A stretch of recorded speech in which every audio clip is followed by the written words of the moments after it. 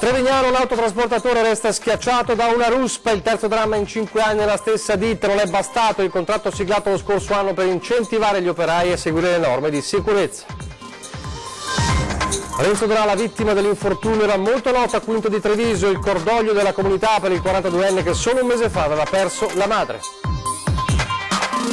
Tra popolari, nuovo schiaffo del governo ai risparmiatori in piazza giovedì a Roma. Il Consiglio dei Ministri infatti si riunirà in Calabria, le associazioni incontreranno comunque i parlamentari, ma c'è grande delusione.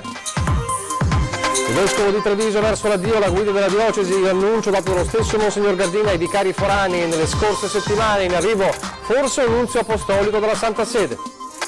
Incidenti stradali, la provincia di Treviso con un bando ha stanziato quasi 4 milioni di euro a favore dei comuni per la messa in sicurezza delle strade. Le modifiche ai parcheggi di Piazza Duomo Treviso hanno provocato conseguenze di cui più non si sono accorti. La signora Fiorella ci ha chiamato per chiedere il ripristino dello stallo per disabili davanti alla libreria Paoline. Tutto pronto a Treviso per la 7ª edizione del Festival Italo-Marocchino, 4 giorni di eventi, dagli incontri tra imprenditori e mondo della politica, alla cultura con spettacoli di danza e cinema. Telespettatori di Antenna 3, buonasera, ben trovati all'edizione trevigiana dei nostri telegiornali e dunque l'avete sentito dai titoli d'apertura, l'infortunio mortale sul lavoro che si è verificato alla Agrifung di Musano di Trevignano questa mattina. A perdere la vita un autotrasportatore di 42 anni, l'ennesima tragedia in questa ditta, tanto che l'anno scorso per incitare i dipendenti al rispetto delle norme era stato sottoscritto un nuovo contratto integrativo con premi di risultato legati all'abbattimento degli indici di incidentalità, ma evidentemente non è bastato. Morto sul colpo, travolto da un escavatore in movimento, manovrato da uno degli operai della fungaia. Alla Agrifung di via Pescatori a Musano di Trevignano l'ennesimo dramma del lavoro. 7 eventi di questa mattina, vittima non un dipendente ma un autotrasportatore esterno, Renzo Donà, 42 anni appena, di Quinto di Treviso, arrivato per scaricare del materiale. Inutili i tentativi di soccorso, i traumi multipli gli sono stati fatali. Carabinieri e ispettori dello Spisal sono rimasti a lungo sul posto per tutti i rilievi del caso, da riferire poi alla procura che ora indaga per omicidio colposo. Alla Agrifung, la terza vittima in 5 anni. Nel febbraio del 2016 a perdere la vita nello stesso modo nel cortile dell'azienda era stato un operaio marocchino di 53 anni di Montebelluna, Mustafa Farissi, travolto da una ruspa. 2 anni prima, aprile 2014, a morire stritolato dal nastro trasportatore era stato invece Alessandro Marchesin, 54 anni, dipendente della fungaia da solo un mese. È un'azienda che in realtà ha avuto degli episodi in passato e con i quali anche noi come sindacato e con l'azienda si è lavorato molto sulla sicurezza, quindi l'amaro in bocca è perché questi episodi sono disattenzioni, perché le procedure ci sono e non si capisce come possono ancora accadere, insomma. Proprio per i gravissimi precedenti, lo scorso anno alla Agrifung era stato sottoscritto un nuovo contratto integrativo aziendale con premi di risultato legati all'abbattimento degli indici di incidentalità. Dobbiamo imparare a prenderci più tempo, dobbiamo imparare ad avere più attenzione al lavoro che facciamo e dobbiamo imparare che le aziende devono essere molto più severe sulle procedure. Le procedure devono essere applicate. L'autista in quel contesto lì non doveva essere vicino al mezzo di scarico e anche l'operaio non doveva scaricare se aveva del personale attorno al mezzo. Un grande lavoratore che amava la compagnia, gli amici, ma difficilmente lo si vedeva in giro la sera tardi, ricorda il sindaco Mauro D'Alzilio. La mattina iniziava a lavorare presto Renzo, al volante del suo camion con cui faceva consegne per terzi. Donà lascia la sorella Paola e il fratello Renato, titolare di una ditta della zona industriale di Quinto che commercia legna da ardere. I 3 fratelli un mese fa avevano perso la madre, ora un nuovo devastante lutto. Ora il crack delle popolari con l'incontro sfumato tra i risparmiatori giovedì a Roma e i vertici del governo, in primis il premier Giuseppe Conte, perché il Consiglio dei Ministri giovedì si riunirà in Calabria. Dunque le associazioni dei truffati saranno a Roma come promesso per il sit-in davanti a Palazzo Chigi, incontreranno a quanto pare i parlamentari, ma ovviamente c'è grande delusione. Lo sforzo di anticipare di un giorno la manifestazione dei risparmiatori da venerdì a giovedì, così come la richiesta di incontro inviata tramite posta certificata al Premier Giuseppe Conte non sono bastati. Non ci sarà nessun confronto diretto nei prossimi giorni tra governo e truffati dalle banche. Nel primo pomeriggio arriva la notizia che giovedì l'esecutivo non si riunirà a Palazzo Chigi. Il Consiglio dei Ministri è convocato altrove, in Calabria. C'è delusione, l'ennesima. Le associazioni che avevano chiamato i cittadini alla mobilitazione speravano di dare uno scossone a questo governo del cambiamento che rinvia le decisioni sul ristoro dei truffati. C'è un'emergenza sociale dichiarata, constatata, verificata dal governo precedente, da questo governo. Ci sono i soldi, salviamo, facciamo un decreto di emergenza sociale immediato per queste persone. Poi tutti hanno ragione, ma non possiamo lasciare delle persone e delle imprese che stanno per affondare. Noi il 18 siamo lì, siamo disposti a stare, chi non è d'accordo gli diamo ragione, avete ragione, ma salviamo queste persone. I rappresentanti delle associazioni con i delegati dei risparmiatori saranno dunque nella capitale, dove puntano a incontrare i parlamentari e a fissare una programmazione di iniziative mirate a far mantenere gli impegni presi dal governo negli incontri avuti in questi mesi, l'ultimo l'8 aprile. Noi saremo comunque a Roma perché ci dobbiamo coordinare tra noi associazioni dei risparmiatori e quindi ci incontreremo comunque a Roma. Mi auguro che la politica non si rimangi le tante promesse che ha fatto in campagna elettorale, grazie alle quali, ricordiamolo, ha preso moltissimi voti. I risparmiatori traditi hanno votato in massa Lega e soprattutto Movimento 5 Stelle. E a proposito del Movimento 5 Stelle, oggi il vice premier e capo politico delle pentastellate Luigi Di Maio è tornato a parlare proprio di banche a chi gli chiedeva dello stallo, meglio del congelamento di quell'accordo che sembrava siglato lunedì scorso tra i risparmiatori e il premier Conte. Sentite le sue parole. Ma l'unico problema che non deve nascere nelle norme con i risparmiatori è farle senza il consenso dei risparmiatori. Quindi anche in queste ore ci sono dialoghi continui tra convocazioni tra la Presidenza del Consiglio dei Ministri e le associazioni, alcune associazioni dei risparmiatori, per trovare la quadra su una norma per cui, siccome ci abbiamo messo 1,5 miliardi di euro, deve essere, mi permette di dire, perfetto, cioè deve andare a tutti coloro che si aspettano quei soldi. Quindi se in questo momento c'è stato un rallentamento è solo perché io ho imposto una cosa, mi permetto di dire, che non si mette quella norma in gazzetta ufficiale se non è concordata con i diretti interessati, altrimenti facciamo una norma da 1,5 miliardi e poi ci ritroviamo pure i risparmiatori che non sono soddisfatti, mi sembrerebbe assurdo.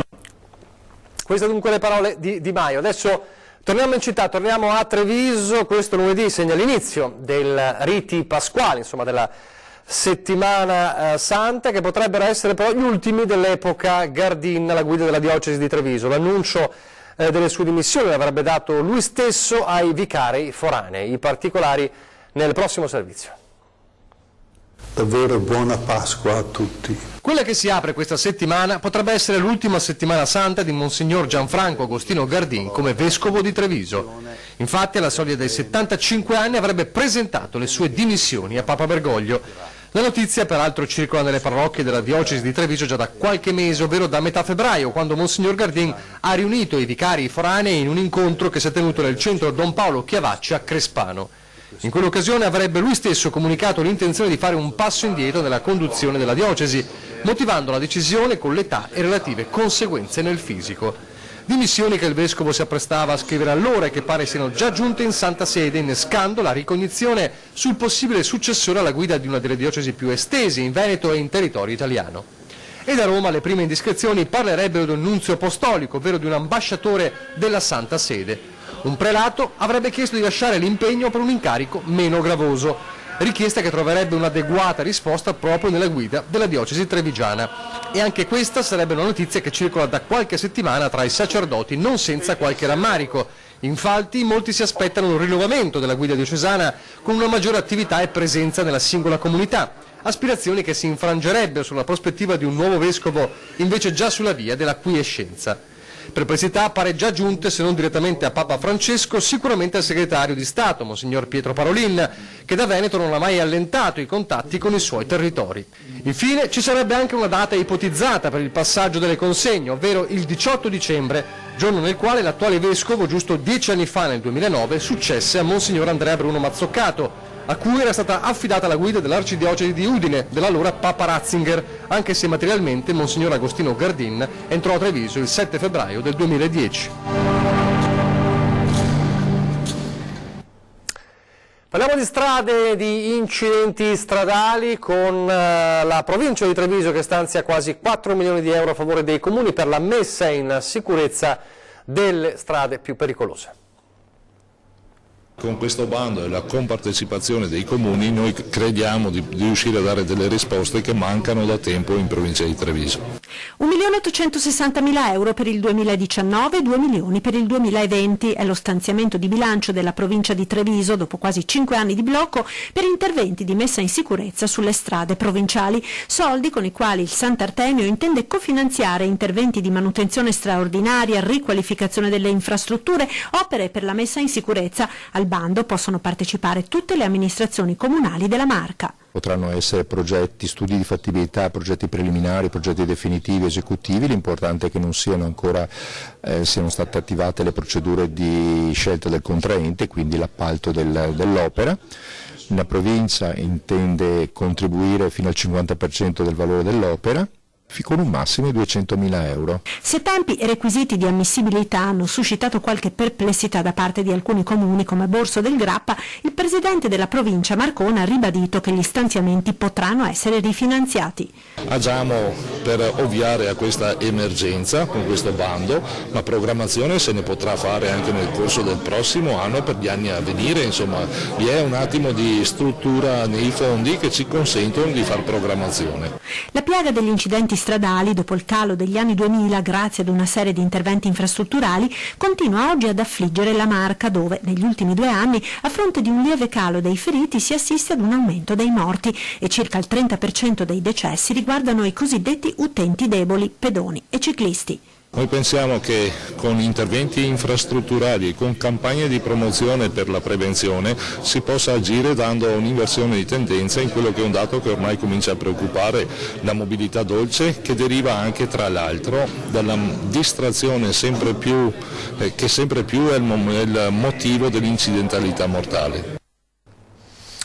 A proposito di opere di infrastrutture viarie, parliamo del Terraglio Est. Sabato scorso abbiamo raccontato la protesta dei residenti di Sant'Antonino. Oggi la replica della Giunta e di chi era stato chiamato in causa quel giorno, l'assessore ai lavori pubblici, Sandro Zampese. Chi non vuole il Terraglio Est? Chi non salta vuole il Terraglio Est? Siamo contro la realizzazione di quest'opera, che consideriamo inutile e assolutamente impattante per quanto riguarda la bellezza e la tranquillità di questo quartiere. Fare più attenzione anche ai ragazzi giovani come noi che hanno la possibilità di spostarsi con mezzi diversi dalle macchine. Sono scesi in strada sabato i residenti di Sant'Antonino per dire no al prolungamento del Terraglio Est e a nuove colate di cemento sul territorio. Cappellini verdi in testa, gli abitanti del quartiere, in prima fila soprattutto i giovani, chiedono marciapiedi e piste ciclabili per una mobilità sostenibile. E nella protesta dei cittadini si inserisce anche il dibattito politico ed il duello a distanza tra i 2 amministratori residenti a Sant'Antonino, uno ex, il vice sindaco Roberto Grigoletto, e l'altro attuale, l'assessore ai lavori pubblici Sandro Zampese. Per 5 anni nella giunta Manildo ha approvato il PAT con il Terraglio Est, ha adottato il piano degli interventi sempre con il Terraglio Est in quanto opera sovraordinata, poi dicendo in giro che non lo voleva. Ecco, noi non ci mettiamo la testa sotto la sabbia, ma per il rispetto dei cittadini e per fare il loro bene noi andiamo ai tavoli di concertazione e cercheremo di portarci a casa la miglior opera pubblica possibile. La politica regionale adesso, e parliamo delle europee, partendo dal caso che scuote un po' all'interno il carroccio del Veneto. Solo 4 candidati veneti per ora, perché adesso la lista non è ancora ufficiale, le europee. Un caso che dicevamo agita il carroccio, anche se i vertici gettano acqua sul fuoco, assicurano tutto ancora da definire. Insomma, sono europee un po' trasversalmente all'alta tensione. C'è chi come Achille Variati nel PD ha prima fatto un passo indietro, arrabbiato a dir poco, poi un altro in avanti, tornando in corsa dopo l'appello dei vertici. C'è chi come Elisabetta Gardini ha lasciato Forza Italia dopo 15 anni sbattendo la porta.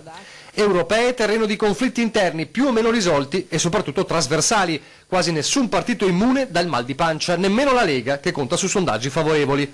I rumors dal Veneto per le scelte di Via Bellerio, ancora non ufficiali, non sono certo leggeri.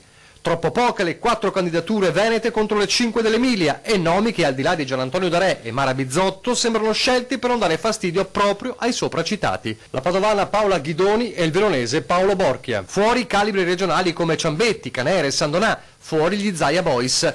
È l'ennesimo conflitto che si consuma tutto dentro al carroccio, con in più la volontà di Salvini di devenetizzare in qualche modo il peso specifico della Lega in ambito elettorale? Da fuori il governatore Zaia cerca di spegnere ogni fiamma. Come sapete non seguo ste robe, però mi risulta anche che non sia chiusa questa partita, per cui attendiamo di vedere le liste finali e poi vedremo. Quindi si può vedere qualche famoso zaiano? Ma no, non esistono i zaiani, assolutamente no, ma non esiste. Ma poi queste manfrine sono manfrine politiche, c'è sempre il capo e il vice, in tutte le cose sempre il capo e il vice, assolutamente no.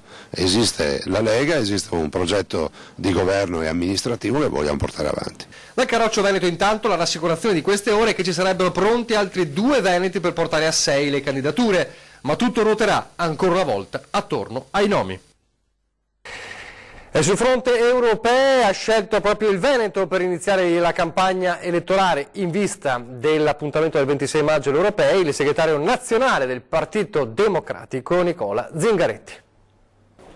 Inizia da Padova il tour del segretario nazionale del PD Nicola Zingaretti in vista delle elezioni europee. Il Veneto è importante per il nostro sistema economico produttivo, è una delle regioni che esporta di più e quindi dobbiamo dare al Veneto il massimo del sostegno in Europa. Ha esordito così Zingaretti, che poi ha anche parlato di autonomia. Dico sia quella forma di autonomia che semplifica e permette ai territori di essere più competitivi nel mondo. Dico no a quella che mette in discussione i diritti universali riconosciuti dalla Costituzione come scuola, sanità e welfare, spiega il segretario PD, attaccando però l'operato del governo su questa materia. Comunque temo che l'autonomia non ci sarà comunque, perché è l'oggetto ennesimo che rende questo governo fermo rispetto alle promesse che aveva preso. Noi ci siamo impegnati anche per superare questa situazione di stallo a mettere in campo in breve una idea di ipotesi di riforma basata sull'autonomia che possa mettere d'accordo sia il presidente Zaia che quello dell'Emilia Romagna che i presidenti del Mezzogiorno. A Padova è arrivato anche Achille Variati, che dopo la chiusura delle liste per le europee è il primo tra i veneti con la sua 4ª posizione. Vorrei lavorare per un'Europa che si ponga come obiettivo i bisogni reali dei cittadini, a iniziare da quel diritto fondamentale che è quello del lavoro. C'è anche il tema delle banche. Se io sarò in Europa cercherò di capire bene che cosa è successo, perché la tragedia delle banche venete ha avuto un inizio lì, oltre che nelle responsabilità di chi governava queste banche. Variati commenta anche il Veneto, dimenticato nelle liste della Lega, e individua anche un colpevole. Questo sacrificio dei veneti lo vedo molto anche in quella Lega, che invece doveva essere la Lega del Veneto, no? La Lega del Nord, e che adesso Lega del Nord non è più, è diventato un altro partito, come se la vecchia Lega non esistesse più. Salvini ormai da mesi è tutto proiettato sul livello nazionale e sta dimenticando invece questa terra. Torneremo a Treviso subito dopo la pubblicità.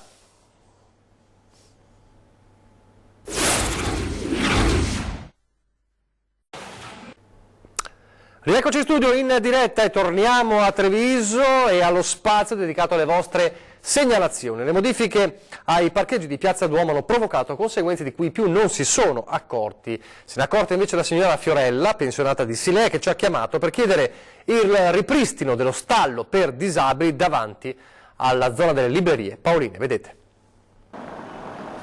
Parcheggio di Piazza Duomo. Gli stalli riservati ai disabili sono stati concentrati davanti all'ex tribunale. In piazza sono rimasti un apparente carico e scarico, occupato in realtà da 2 piante, e un posto riservato alle forze di polizia, generalmente occupato a quanto pare da un'auto senza simboli.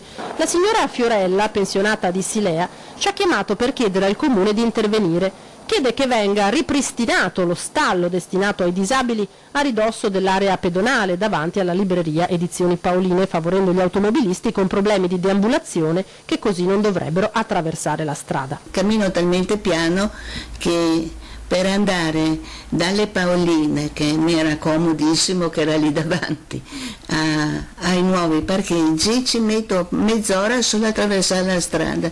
Fiorella si reca spesso alla libreria del Duomo, è quella quasi quotidianamente la sua destinazione. Dopo l'ictus non posso fare niente delle cose che mi piaceva fare, mi è rimasta solo la lettura, che poi magari lì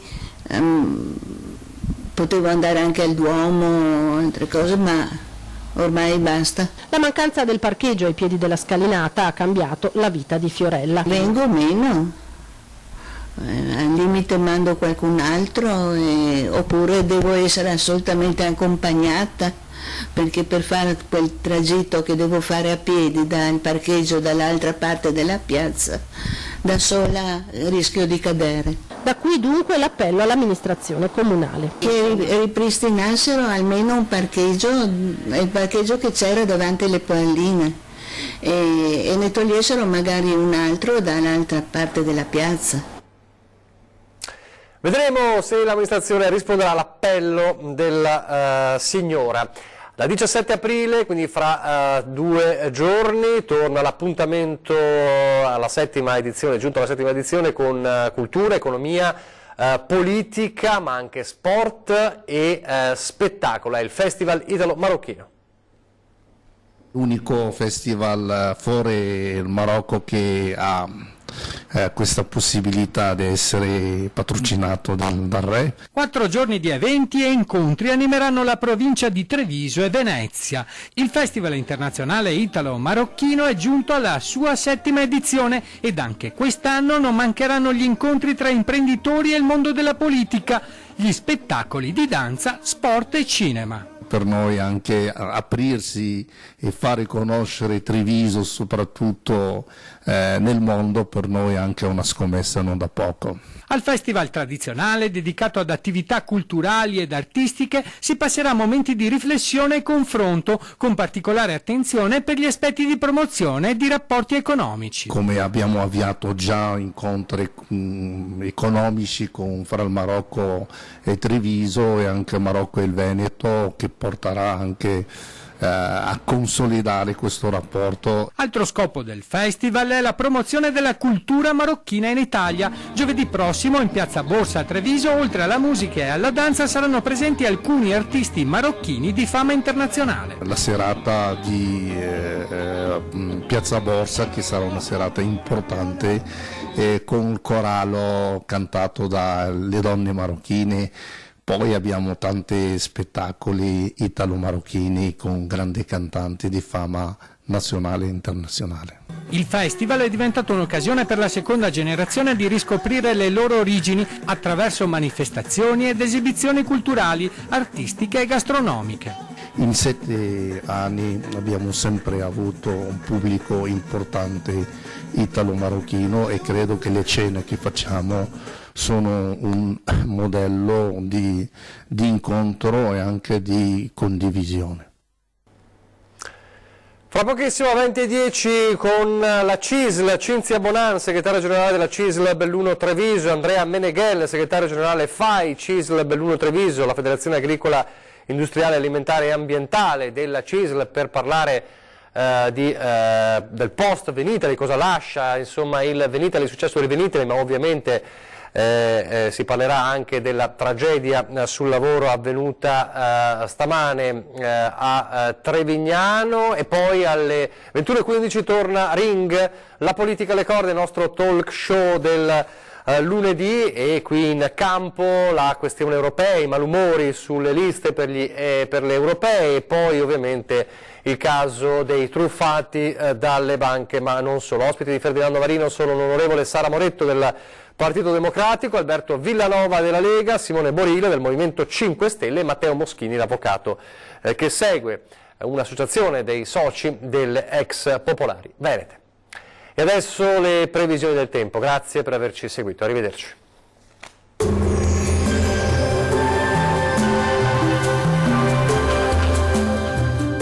Tonus Laboratorio del Piede, centro altamente specializzato nella costruzione di plantari su misura, dedica nuove tecnologie di rilevazione dei carichi posturali per dare voce alla filosofia di benessere che lo caratterizza. Ben ritrovati al meteo. L'alta pressione riconquista le nostre regioni, ecco dunque che ci attende un martedì 16 aprile all'insegna del tempo asciutto e stabile. Vediamo la situazione nel dettaglio. Sul Veneto sarà soleggiato, il cielo si presenterà al massimo poco nuvoloso, solo con qualche foschia mattutina sulle pianure. Attenzione solamente a isolati piovaschi pomeridiani sui monti del Bellunese. Temperature minime tra 3 e 9 gradi, massime oscillanti invece tra 15 e 17 gradi.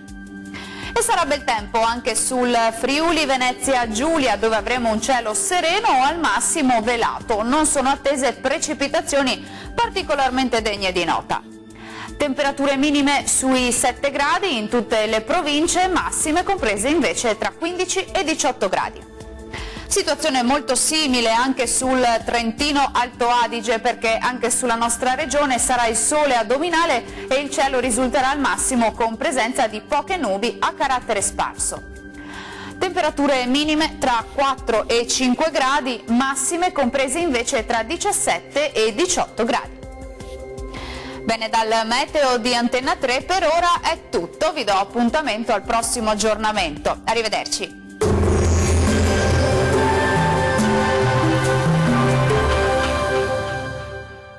Tonus è il miglior negozio di calzature moda comoda. Qui troverete il più vasto assortimento di calzature Fratelli Tomasi. Eleganza e comodità, perché camminare è vivere.